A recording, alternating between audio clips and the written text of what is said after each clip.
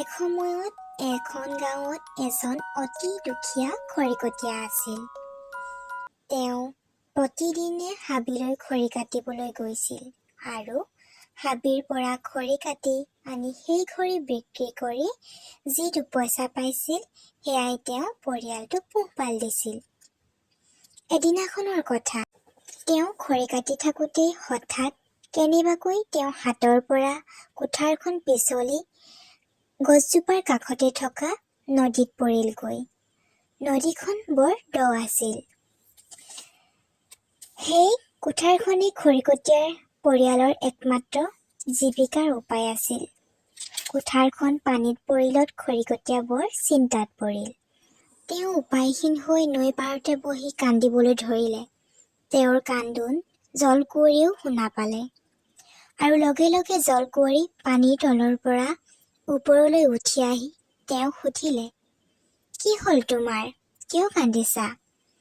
আৰু লগে লগে খৰিকটীয়াজনে সকলো কথা বিৱৰি ক'লে। খৰিকটীয়াৰ কথা শুনি জলকুঁৱৰীয়ে তেওঁক ক'লে, "মই তোমাক কুঠাৰখন বিচৰাত সহায় কৰি দিব পাৰোঁ।"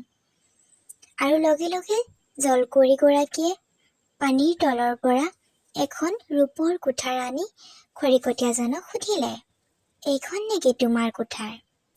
খৰিকটীয়াজনে ৰূপৰ কুঠাৰখন দেখাৰ লগে লগে ক'লে, "নাই, নহয়, এইখন মোৰ কুঠাৰ নহয়।" এইবাৰ ৰাজকুঁৱৰীগৰাকীয়ে হাতত এখন সোণৰ কুঠাৰ লৈ খৰিকটীয়াজনক সুধিলে, "এইখনেই হ'ব চাগৈ তোমাৰ কুঠাৰ?"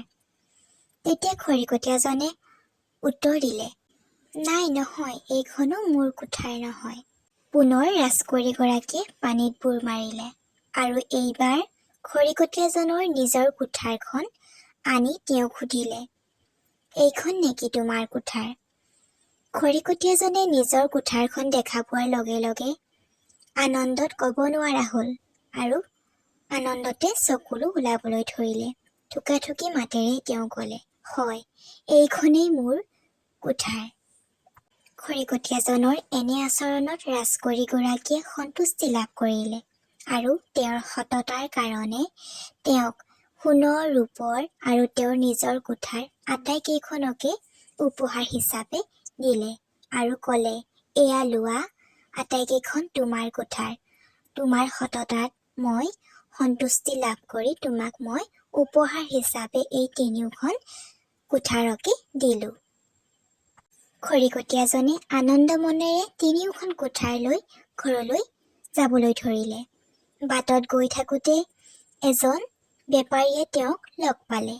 খৰিকটীয়াজনৰ হাতত সোণৰ ৰূপৰ কুঠাৰ দেখি বেপাৰীজন আচৰিত হ'ল।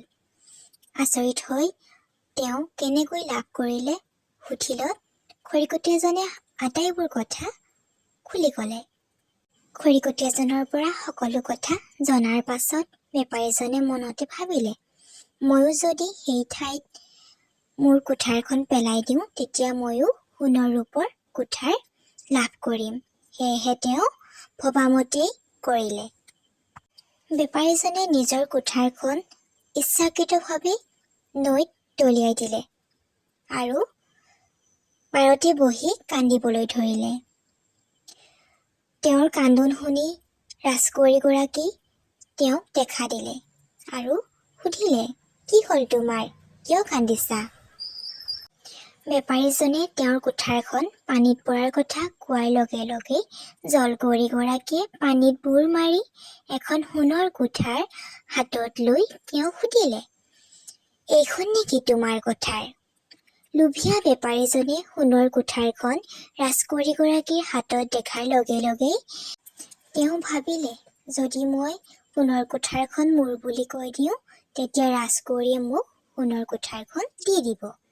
আৰু ভবামতেই তেওঁ ক'লে, "হয়, এইখনেই মোৰ কুঠাৰ।"